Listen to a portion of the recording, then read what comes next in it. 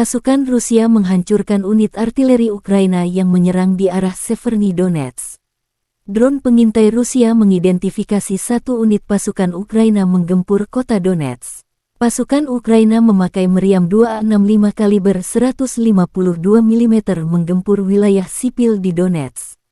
Serangan balasan Rusia kemudian datang. Serangan balasan Rusia akurat berkat panduan drone pengintai yang mengirim koordinat musuh. Dalam sekejap meriam Kiev dihancurkan.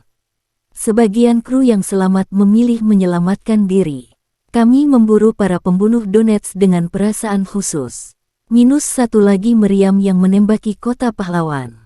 Di Severny, howitzer 265 kaliber 152 mm ditemukan dan dipukul. Demikian keterangan video yang dirilis di Telegram Wakil Duma Federasi Rusia, tanggal 17 Februari.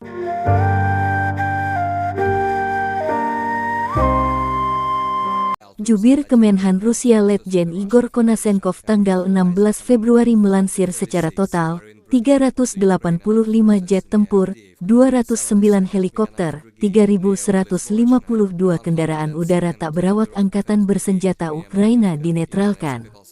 Termasuk 404 sistem rudal pertahanan udara, 7.891 tank dan kendaraan tempur lapis baja lainnya, 1.024 kendaraan tempur yang dilengkapi dengan MLRS, 4.111 meriam dan mortir artileri lapangan, serta 8.407 unit militer khusus peralatan dihancurkan sejak awal operasi militer khusus di Ukraina.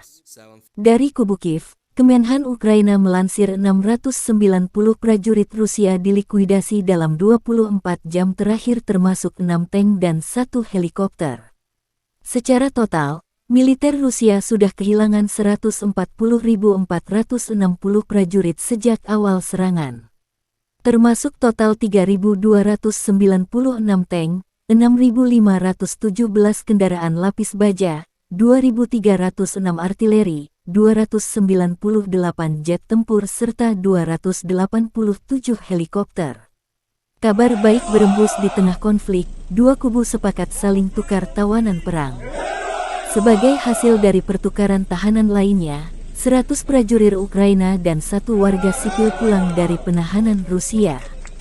Demikian juga sebaliknya. Konflik Rusia mendekati 1 tahun. Kerugian dari kedua pihak cukup banyak. Terima kasih sudah nonton, jangan lupa like, subscribe, dan share ya!